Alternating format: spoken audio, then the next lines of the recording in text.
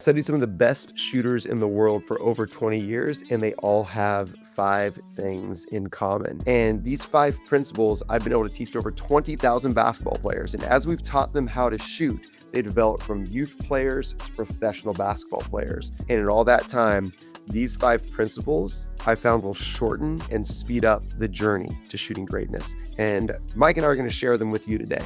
By the end of this video, you'll know why the shot you're teaching most of your players isn't actually theirs. You'll know where range really comes from, and you'll know how Tyler and I are teaming up using these principles to develop the best shooting program on the planet. And even though I played for 10 years professionally, I still believe my shot has room for improvement. So I'm using myself as a guinea pig to guarantee that this program will make your shot better.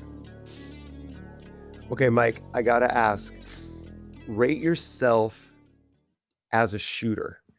Like, you're in the top what percent in the world of shooters, like your actual skill? In the world, as in like all the entirety of human population, Ooh, yeah, let's do that. I'm top 1% for sure, Yeah. I would without a also doubt. say I'm top 1% as a physical shooter.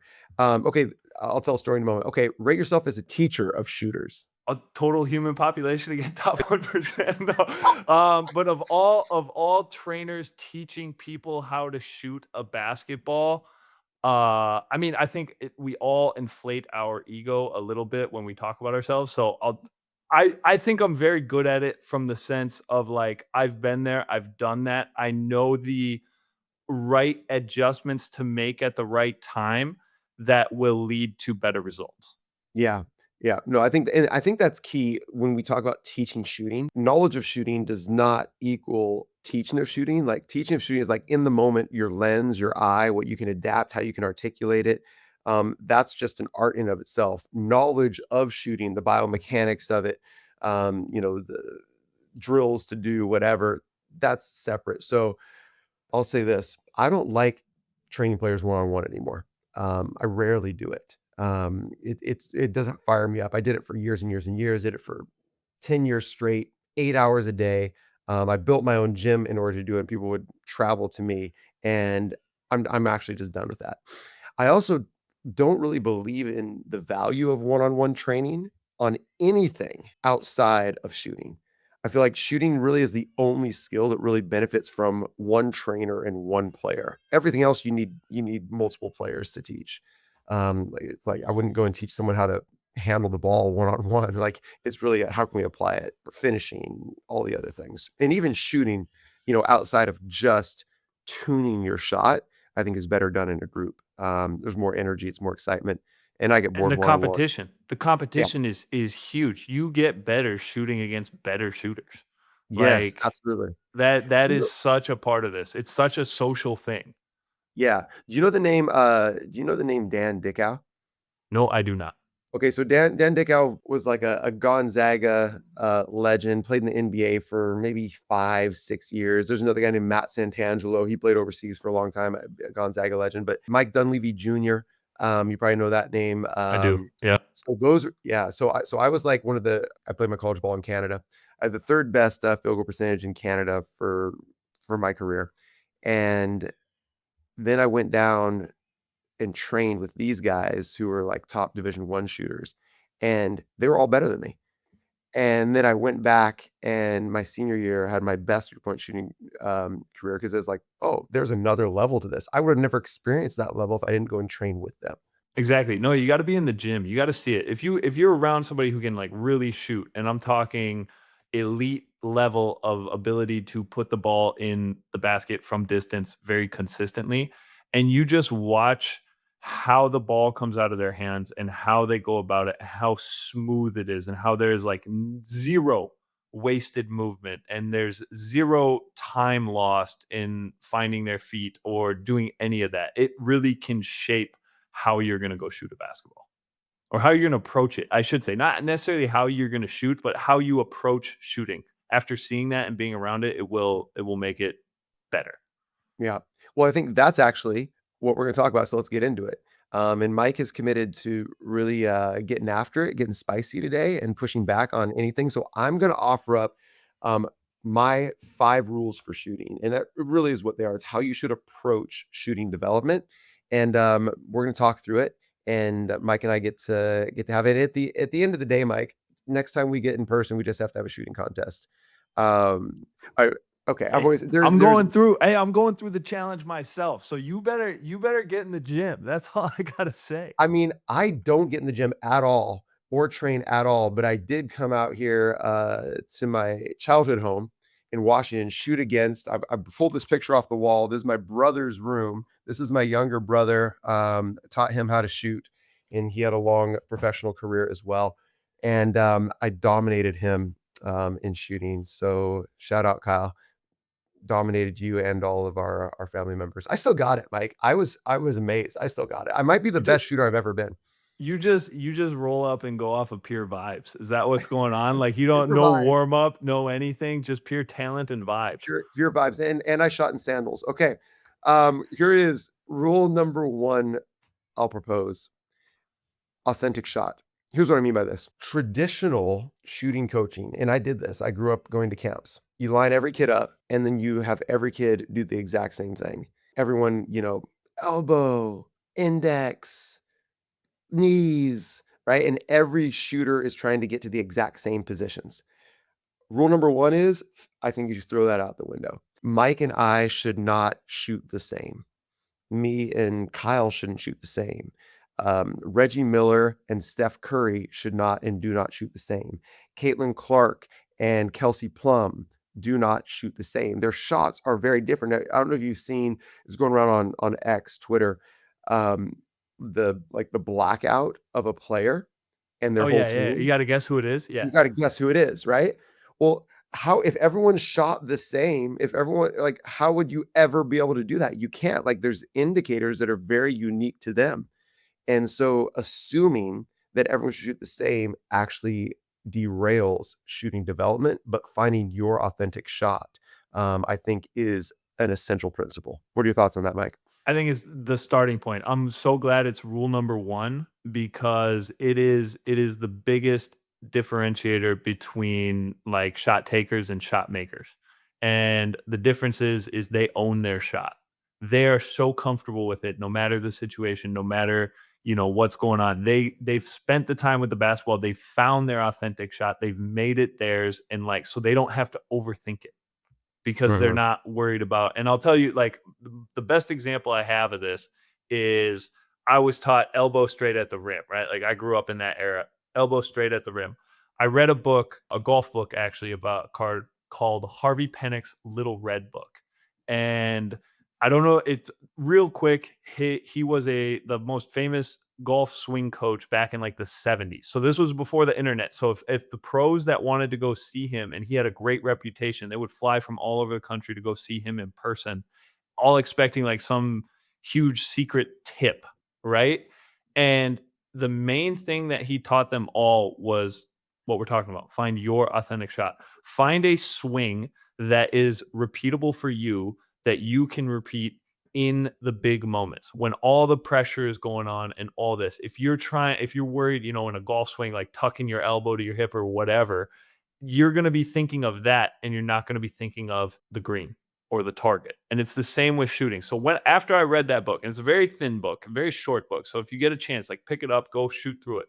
But after I read that book, my elbow went from here and I was like, I'm more comfortable like this, Hmm. and I moved my elbow out a little bit, which was everything that I had been taught against. But I started making shots. And that is like, I consciously made that choice. And then my shot became mine. And I started making a ton more shots because of it. Okay, I want to show a shot that you just shared with me here. It was during COVID. We were in a huge arena that can fit about 16,000 people or 12,000 people. And it was empty. So, because there was Sick shot. nobody there. And I'm really excited to because this is like I'm excited to even like I love seeing your shot because I've thoughts already. And I've Okay. got questions for you. So let's show the shot first. Okay. Here we go. So, ball goes weak side, Woo! bang time. That Yeah. is so good. Let's see it again. Let's see it again. Do you want me to tell a story behind it? Absolutely. Okay. It's a great So, release though. It's beautiful. thank you. It was Yeah. actually lower than my normal shot because I I had to mean, get it off so quick. I love how you got it off so quick. So this and that's how I wanna change my shot. When I go through the shooting challenge, that's what because I was taught, like, way like, Yeah, the traditional, like, way above your head, and I wanna bring yeah, it down to, like, Steph.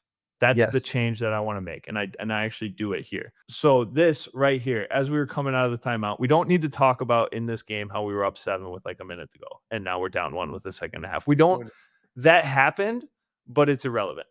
And basically, so the play was for our best shooter, Johnny D, right here, and our best player. They were gonna like have an interchange. We knew they were gonna switch. Somebody was gonna be open. Something was gonna happen. And I thought, okay, like coach just put me out here because I was playing well. It was my first game in Spain's top league. I, did just hopped in on a 2-week contract in the middle. So that's a whole backstory. But anyway, just know uh, like we're here. And I was in the game somehow. So on the way out, I thought, okay, so my job is I got to go all the way across the 3 point line, basically from wing to wing.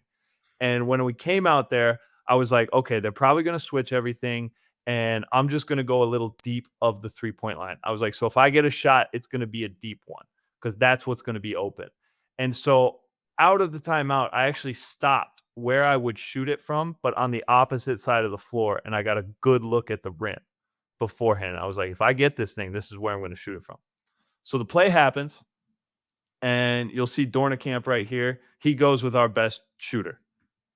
You'll see that right there. So mhm, that leaves me open. My guy Shabi, he recognizes it immediately, tosses it over there. But you see how deep I am off the 3 point line? This is mhm. exactly where I stood on the opposite side of the floor before it came in. Now, shout out coach. This is our assistant coach. Head coach was down with COVID. Okay. Okay. Empty arena, so you can hear everything, right? As the ball is like halfway to me, he goes, "See, Mike, lo tienes," which means, "Yeah, Mike, you got it."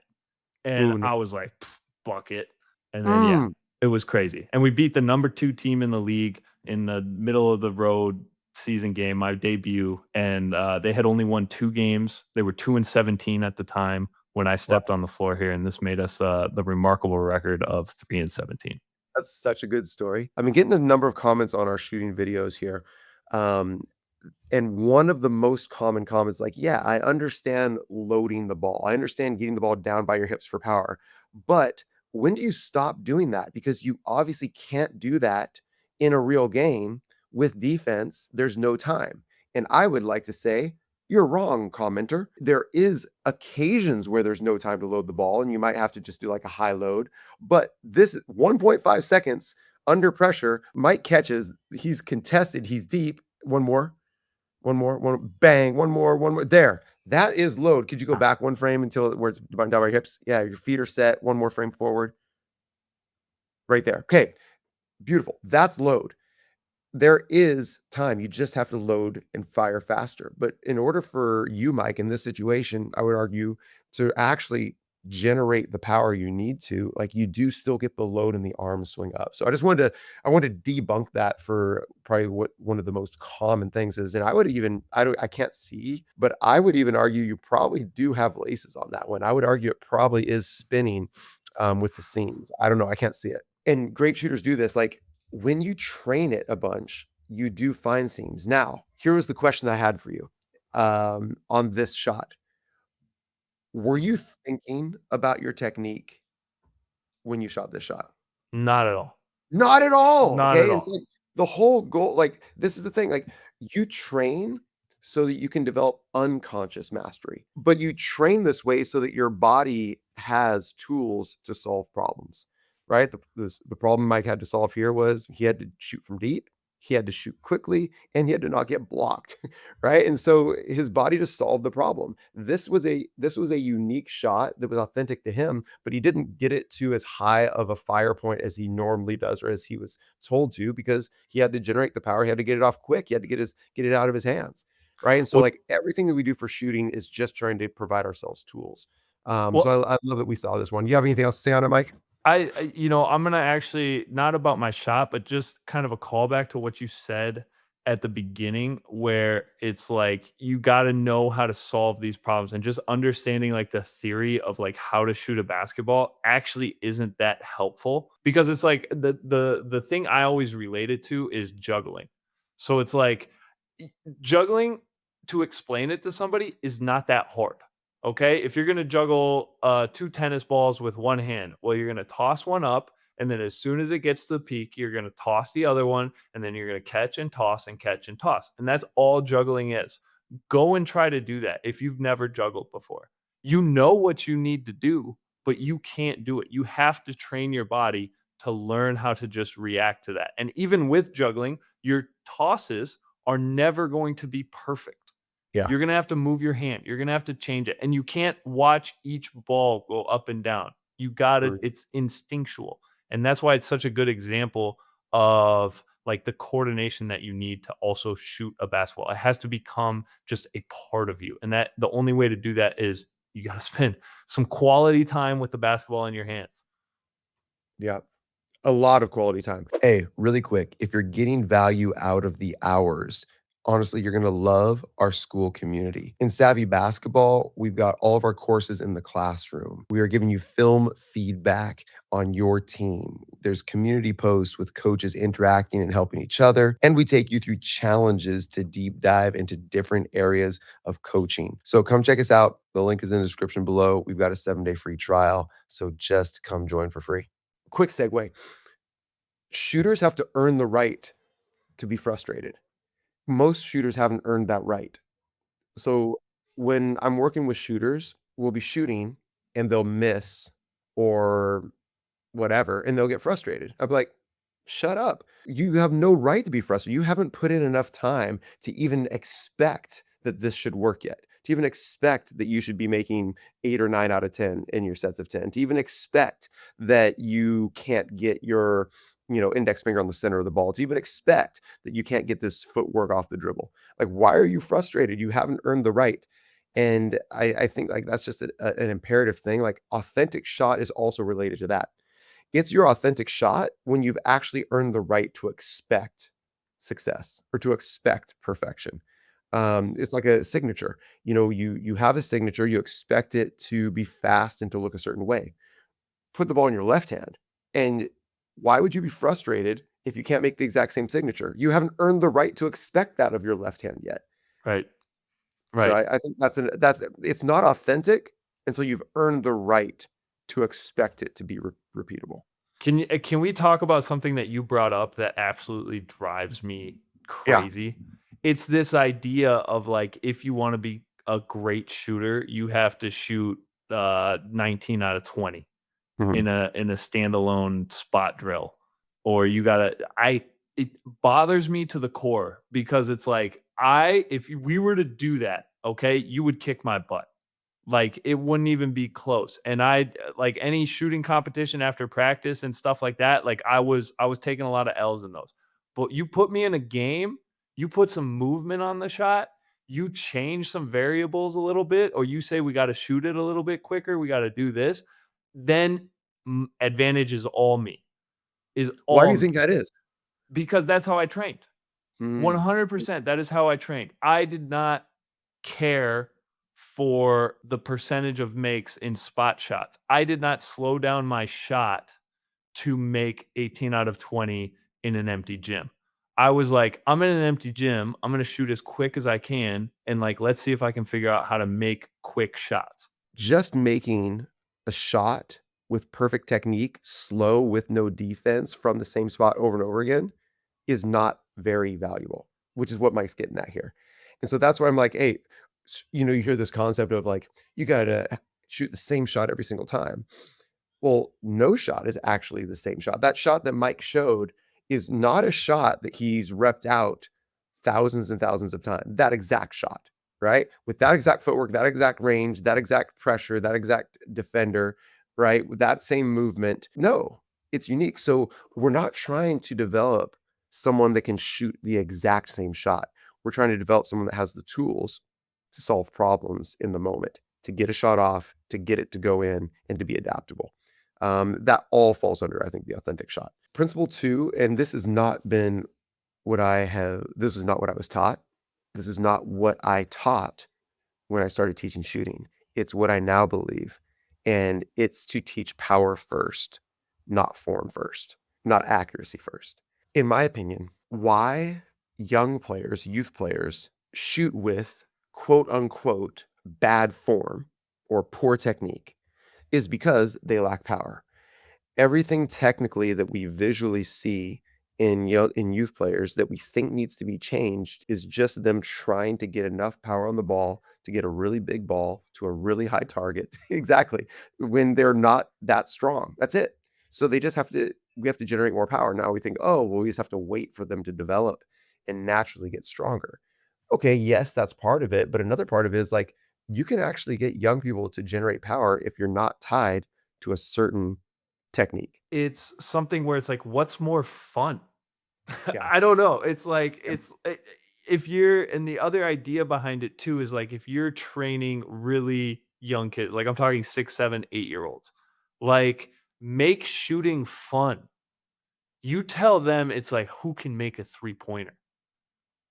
And like that's how you start the workout, and they're gonna be like, I'm gonna be like, all right, who can make the furthest three-pointer?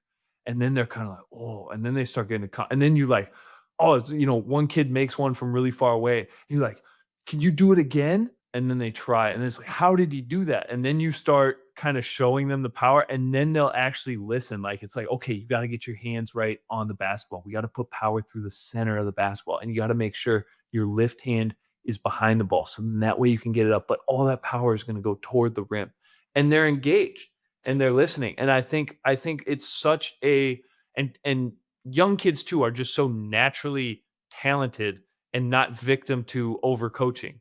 So they'll just be like, all they want to do is make a really deep three. And like that's fun for them. So like let's take the fun thing and then just channel energy to it. Let me tell you what I hate. I hate one-handed form shots where people put their other hand behind their back. I hate that. And I I hate that so much just philosophically. Like, yes, are there benefits to it? Absolutely. I'm not saying there aren't benefits to it, but I hate that I can walk into almost any gym here in North America. I'm not sure if it's the same over there in Europe. I'd be curious. I walk into any gym here in North America and I see players warming up that way. And I'm just like, that's a sign to me of traditional shot coaching of everyone shoots the same way, not the authentic shot, and form first, not power first. I hate it. I And would never put agree. your left hand behind your body. It's going to change your entire body position, putting your left hand behind your body, and it's going to take you off balance. You never shoot that way in a real game. Okay. I know I got some beef with one-handed shots too. That Yeah. was your hand is behind the back. Mine is when players go like this. They bring the ball all the way up and then they bring it down and then they Oh, shoot it. yes, I brutal.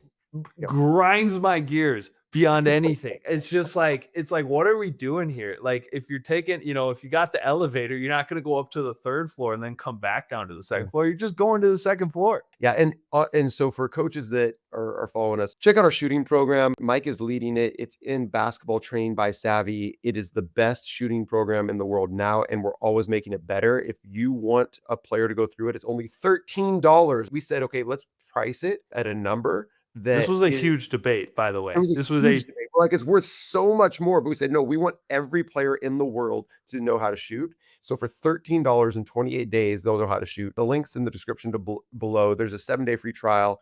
I want everyone that listens to this podcast to go and immediately join and go through the first 7 days for free. And feel free to cancel and don't pay anything. But if you think it's worth $13, then you should stay, because one of the things in it is pistols in our tune-ups. I think pistols identify the elevator going up and down the most. So when I have a player go and do pistols, right, they go here, they go down, they go up, and that's what we're trying to develop is pistols is through the fire yes. with no stopping. Yes. Can I say I stopped you teaching one-handed shots just because of the going to the third floor and coming down to the second floor. And Yeah. as soon as I did pistols, like all my camps this summer, we were doing them again. And it was Nice. great. Okay, I'm, It I'm was glad. I'm great. glad it made its way back into your world. Yes, yes, because it was just but then, like, I love the fact they gotta start with the ball near their hip too. Because if they start Mhm. with it out front, you get the negative energy. I hope you go through the shooting program. I want you in that. I wanna work with you. I wanna get you shooting right, and all you need is ball, a journal, and a hoop, and we are good to go.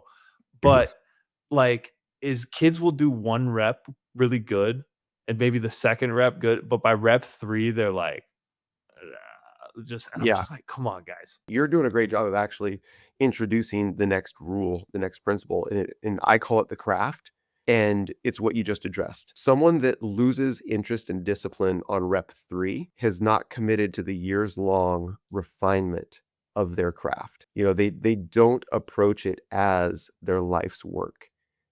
They don't yet have a mastery approach to it. And regardless of form, regardless of natural ability, if someone embraces the craft, they will be a great shooter. If someone does not embrace the craft, they will not be a great shooter. It's just that simple. That's why I love shooting as a skill. And it's fun.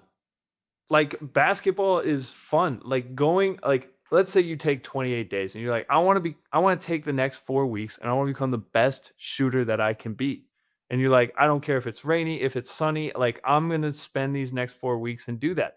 Like, that will show you a lot, but then it's like you get 28 days and you get a basketball in your hands and it's like, how good can I get at this? Mhm. And I think there is something like you were pretty serious. You had a pretty serious tone in that, Tyler. And like I want to take the concept of like you get to go work on your game. And the beauty of shooting is it's something you only really have to learn once. And then the rest is just reps and refinement, but you just really have to like take the time to learn it once That's and then you good. got it. I receive your coaching on a serious tone. I think I was channeling my fathering of my daughter because we've been going at it over the past week because she says she wants to play in the WNBA. And yet I have to ask her if she's done her basketball workout. And so I'm channeling that frustration. But I need to, I think I'm going to take your coaching and I need to change my tone with her and be like, it's so fun. Why aren't you doing this really fun thing? Do you want to go have some fun? That's good. I receive that. Thank you. I Just start the next workout, just be like, "Hey, you gotta make 3 NBA range threes." Yeah, That's and then we're gonna go on to the next thing, but you gotta make 3 of them. See how that that's good. works. That's good. I appreciate that. Shooting is fun. Shooting is fun. Maybe I come from like I think most of the success I've had in my life in sport and otherwise has just come from outworking and outcompeting people. And so that's just the tool that I fall back on. It's like, come on, we got to go grind because success is all that matters. And I need to loop into joy matters too. Thanks, Mike. Well, I think this is something that comes from being in a pro locker room for 10 years, right? Mm, Like you're around these guys so much and the season is 10 months long. Anybody who's played overseas, like they know. They know how many days you show up. They know how many bus rides, how many practices, mm, how hard you have to work, how exhausted you can be. And it's just like if you got some funny dudes in there and you just have a good time with it, the season becomes so much easier. And if you got some super serious guys in there, like it's not that fun. And that's not to say like don't get me wrong, when it's game like when it's time to turn it up, like everybody in the room can turn it up and like get after it. And we got some competitive guys in there. That's what you need, which is what you're hitting at. But like getting through 10 months of practices, man, is really, really hard to do. And it can kind of shift your mindset because the sort of the expectation there is that everybody's working hard. hmm Everybody is working hard and the relationships then become super important and there's a whole nother side to it. But that's away from shooting. And I think yes, Well, you have to I don't work think it hard is. to guarantee. Yeah. I think it's actually our next point, and I think you should talk about it. Is it is mindset. Like it's rule number 4. You know, if rule 3 is craft, committed to the craft in the years long development, like it's the mindset that you need to bring to the craft. What and I think you're already talking about it. Mhm. Like bring the joy. I'm setting you up good today, man. I Yeah, read the you're the script. I'm point I'm guard. You're the passing you point guard, and along. I'm the big right now. So this is a good role reversal. No, but okay, so rule number 4, I love this concept. I had never, like, heard it so eloquently explained as, like, when I was, we were reworking the course and kinda where do we wanna put what in what order, and NATO. So NATO is an acronym that, stands for not attached to outcome.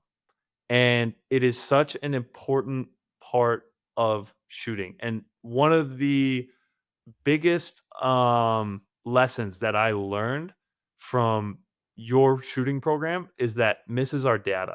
Misses are data. Misses tell you what you need to do. It's not something that, you need to get all wrapped up about and take your mind out of the game. Like I promise you, if you are a young player listening to this, there are so many players who mentally take themselves out of games, whether they have a turnover, coach yells at them, whatever's going on. If you can just stay locked in for just a little bit longer, you will outlast so many people. That's neither here nor there. That was my shout out to the if we have any young players listening to the podcast.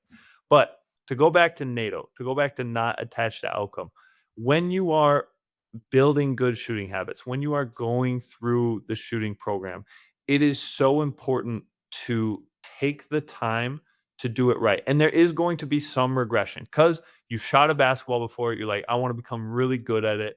And you're going to start and you're going to be like, this feels weird. Maybe the laces feel weird. You're not quite getting your fingers right on the ball, but you're like, okay, this makes sense. Like the theory behind it makes sense. Now you just have to train your body to do it. And if you're only worried about making shots, you will never change your form sufficiently to be able to make more shots in the future. You will be capped by the limits of your current deficiencies in your form. Yeah. And that's just been hardwired into your body. And we just got to break those habits and build new ones. Shout out to Gilbert Abraham. He's the director of player development for the Portland Trailblazers now. He's actually the first one that I heard say, it's just data. It's just data. Good friend of mine. I need to give him a call. So the final chapter is just teach technique last. I'll give an example. So I don't compete in basketball anymore, but I am pursuing a pro career in pickleball, which is like a mini tennis for you guys that don't know. And Mike's trying not to laugh right now. And so I've gotten pretty skilled at this thing, but I found one of the best coaches in the world. He played professional tennis. He's coached, top tennis players. Now he coaches top pickleball players. And I took a couple lessons from him here in the past week. And he is a master coach. So he first asked me, what are you working on right now? He didn't come in with his own plan. He said, what are you working on right now? And I told him I'm working on these things. He said, okay, when does that happen in games? Okay, what's giving you trouble about that in games? And he said, okay, let's mess around with it. He's actually from New Jersey. He's an East Coast guy. He said, let's F around with it. And so we just get out there and he just observes me doing the thing in the pattern, the shot that I was having trouble with. Then after observation, right? He's like, okay, what's your target here? Okay, well, how do you get to these scenarios? How can you avoid these scenarios more? How can you actually get out of this scenario without having to hit this shot that you're not good at? Then he said, okay, after observing, he just gave me one technique piece. And it was even a feel technique piece. He said, before you hit the ball, he's like, I want you to feel that you pause for a split second, allowing the ball to drop from its peak before you hit this two-handed backhand. That changed everything. Right? It actually changed everything. I felt something different. He didn't tell me anything to do in my own body different. He added a constraint, a time constraint that forced me to actually get lower, wait longer. It changed my paddle face stroking up on the ball instead of hitting down on the ball, right? I didn't even know the technique changed. He changed my technique from a feel, and he did it last after we did all these other game pattern things. That's what I believe is the role for technique in shooting. It should be last. It should be after we understand where's Mike getting his shots, what's keeping him from getting more shots, what's the movement into and out of his shot, what's the constraint of speed and power in his shot. How can we actually put him in that shot, then observe what's causing the misses? Then let's talk about technique, as opposed to saying, shoot this way, now go into a game and shoot this way. That's the idea. Mike, anything you want to say about that before you kind of start addressing some specific technique differences? So this is an interesting idea, and the first thing that popped in my mind was related to footwork. Like footwork when shooting, it's really not complicated. You got three ways to put your feet. You can go left, right, left, or you hop. Like that's it. And what I always teach is you have to have a favorite. You need to be able to do all three, but you have to have a favorite. You're wide open on the wing, end of the game, nobody's around you. Perfect pass. What's your footwork going to be? And that you need to have that like thought through. And so like I was a left right guy, like all the time. I was left right. but I could do all of the other ones. And so to bring that back to the technique discussion, I was never good at, like, let's say a lift. So I go from the corner to the wing, right, as the big is rolling down, and that the point guard kicks it to me on the wing. I was never good going inside foot, outside foot. It didn't matter what side it was. It didn't matter if that was left, right, because I I'm tall and I have very tiny hips. And so if my lateral momentum was carrying me away from the basket, it was incredibly challenging for me to compensate and get all my energy going toward the rim. So instead of overtraining that and overworking it, I just did the outside inside footwork on both sides. And it was like, if I'm going to shoot this shot, this is the technique that I am exactly going to use. One, to be quicker, and two, to be more on balance. And so that's kind of what you're getting at too, where I feel like the only way I made that decision was by missing shots trying to do it the other way. And it was like, okay, I can either train this way really, really hard, or I can just change my feet slightly and do something that's going to help me make more shots. Yeah, and I think, like, the applicable thing for coaches or players listening to this, coaches come in, they say, "Oh, here in our program, we teach this type of footwork to shoot." And I would say, "Don't do that anymore." You don't do like, that's the opposite of authentic shot. Like, don't be like, "We in our program all shoot this way." No, players should be able to experiment and shoot the way that they shoot best. I also shoot best with my right foot hitting last. So whenever possible, whether I'm receiving a pass from the left, receiving a pass from the right, moving, lifting from the right corner or the left corner, I'm going to get to that footwork if I can, because it's going to help me make shots. Now, there's times I have to go airdrop, which is both feet together. There's times I've got to go left foot last, especially when I'm off the dribble, moving to my left. I'm going to hit left foot last because that's just a balance thing. But like, let players experiment and shoot in a way that they're going to make the most shots, as opposed to do it this way, my way or the highway, is what we believe here at Savvy. So yes, agreed, 100%. Okay, anything that you want to argue about or disagree about that you've I heard got me I got teach? 2. I got 2 Okay, locked and loaded, ready to let's go, go. Blakey. Let's Okay? go. We'll stay easy, and then I'm gonna get up and active for the second one. Okay, so let's talk about laces. Let's define laces very, very specifically.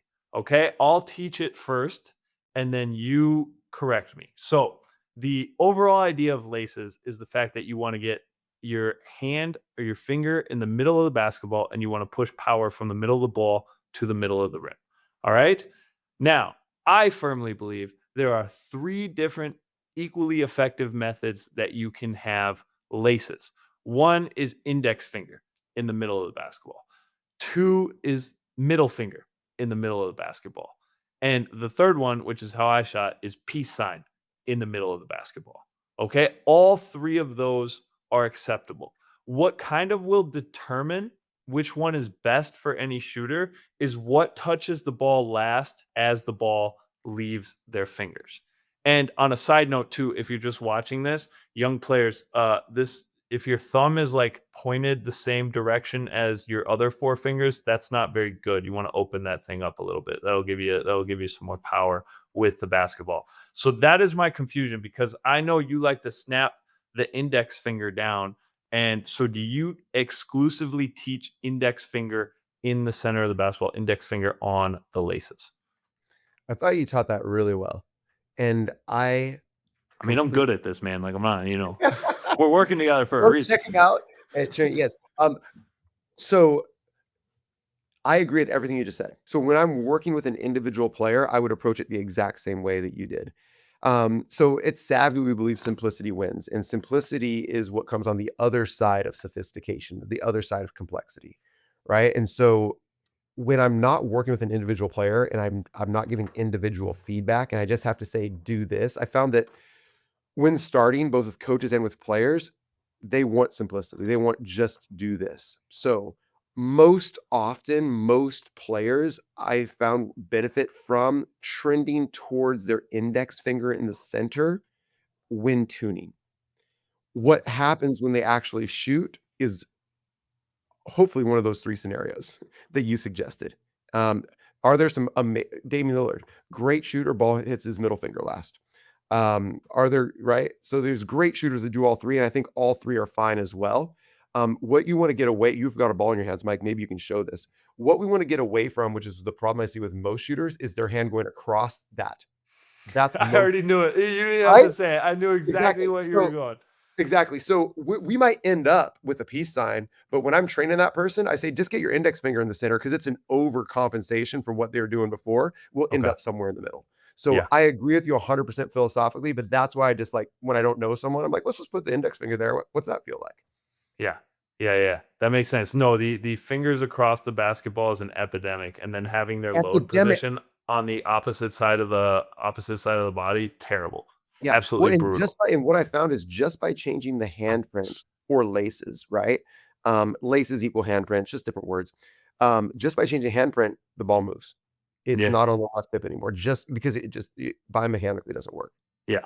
No, I would agree with that. Okay, second, I'm glad you cleared that up, and that using it as a teaching over exaggeration to help bring the power to the middle of the basketball makes a ton of sense.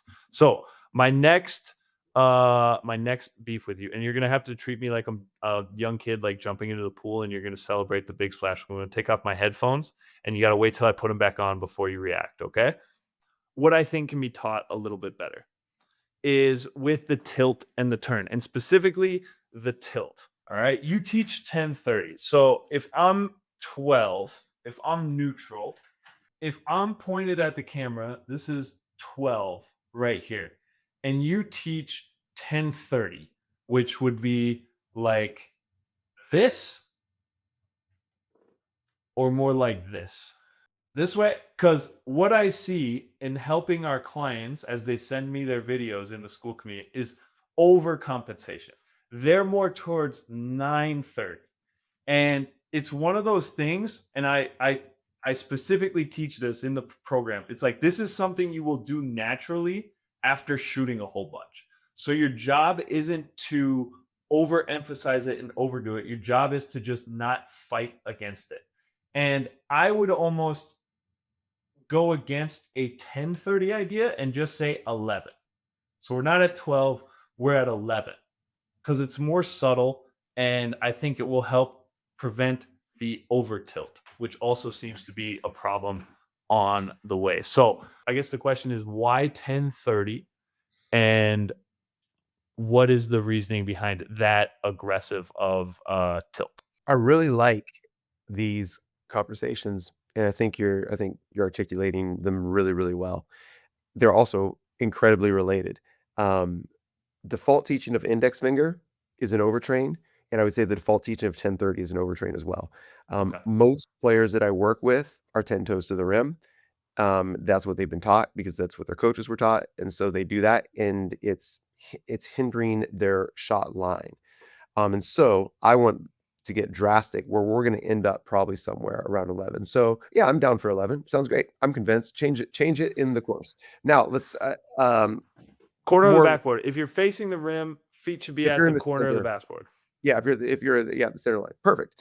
And I would even argue no, not necessarily they should be anywhere. I actually think the more important piece is, and again, like we're telling players in the system to do a thing that we know is going to be good for them, and as they discover their own authentic shot, they'll understand where their feet should be.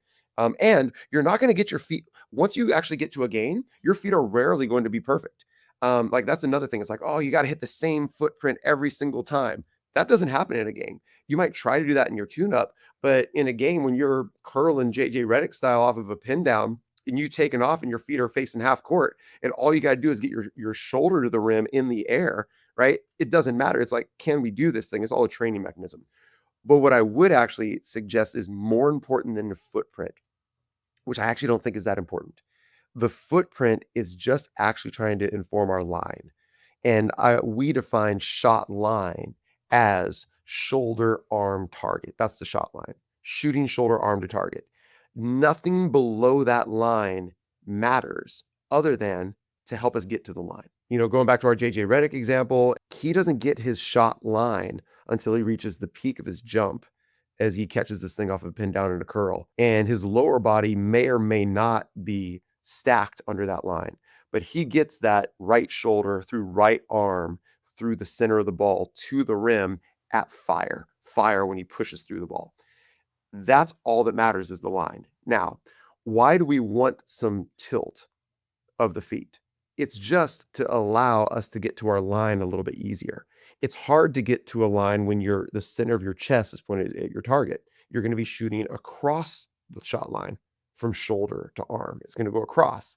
But Mhm. I've got to get my shoulder to the target to go down to the shot line. Even in your shot, we saw how you finished in your shot you made at the beginning. Your toes were pointed towards the left sideline when you finished, but you didn't shoot in a straight line because your toes were pointed to the left sideline. That was just a mechanism to get your shoulder, arm to the rim. So anyway, I think shot line matters most. No, I would agree 100% with that, and, like, that's my biggest teaching point with the turn, as well as your Mm, shoulders are gonna turn naturally, and it's just sort of lean into that. Like, yeah. don't over exaggerate it because, like, that's not what we're trying to do, but don't fight it either. Yes, It don't it fire. Let it's let your body generate the power however it's it's going a to. natural thing, and, like, I think a good teaching point with this too is, like, if I never told you this stuff, if I never taught this to you, you would just do it Yes, naturally. it's how the body works. Yeah, Unfortunately, too many coaches teach you not to do it. So exactly. what we're trying to do is we're trying to remove the restraints of 10 toes to the rim, remove the constraints of keep your shoulders, I'm using the term square, keep your shoulders square, which basically means chest to the rim. Remove those constraints and allow your body to move naturally. Exactly, and then if you're gonna develop your authentic shot, like, player A's shoulders are gonna turn X amount of degrees and player Y's shoulders are gonna turn Y amount of degrees, like, it is Yeah, completely based on their bodies and their shot and their mechanics. 100%. Okay, this is a long one, but we love shooting. I'll finish with this, something applicable. Um, you know, like my pickleball coach says, let's F around with it. With your footprint, I would just mess around with it. With your turn, I just mess around with it. And let's explore and know what all things feel like before you find your authentic shot, as opposed to only let's do this narrow thing. Let's do this broad thing. I'll give one quick example, then I'll let you get us out of here. Arc. Every coach has said more arc, more arc, more arc, right? Most players have their hand across the ball. Most players are too square, 10 toes to the rim, and most players have too flat of a shot. That's just across the board, right? So we can say shoot with more arc. That doesn't mean anything. Instead, I have players do a 5 arc 6 shot game. I don't know if you've seen that one or if it's been in there, but basically, shot one, they shoot regular. They just shoot the ball with whatever's their normal comfortable arc. Shot two, flat. They got to shoot a little bit flatter than their comfortable arc. Shot three, line drive. It can't get above the height of the rim. They got to fire it right at the rim, line drive at the rim. Just Okay. pass. Shot four. Right, exactly. Shot four, slightly more arc than normal. Shot five, moon ball. Like the most arc you can get on it and still try to make the shot. Shot six, shoot normal again. And as they go through that cycle of exploration without me saying anything, they see, oh, when I shoot with less arc than normal, I never make the shot. When I shoot with slightly insignificant, I sometimes make the shot. And so their sixth shot inevitably begins to have more arc than their first shot. And we just cycle it through. And as they manipulate the arc on the ball, they learn how to actually put more arc on the ball without me saying put more arc on the ball. That's our principled approach, right? Is like experiment with the wide range of things. Experiment with 9 o'clock with your feet. Experiment with 12 o'clock with your feet. Okay. Experiment with a lot of turning of your shoulder. Experiment with no turning of your shoulders. Feel it, and then that helps you discover your authentic shot. Your job is to spend quality time with the basketball and become as good of a shooter as you can. And part of becoming a good shooter is learning what works for you. And in order to learn what works for you, you have to learn what doesn't work for you. And that Yes, means trying a lot of different stuff. that's good, man. I'm Tyler. This is Mike, and we invite you to come and join us for 28 days and discover your authentic shot. Until then, stay savvy. Stay savvy. I hope to see you in the community.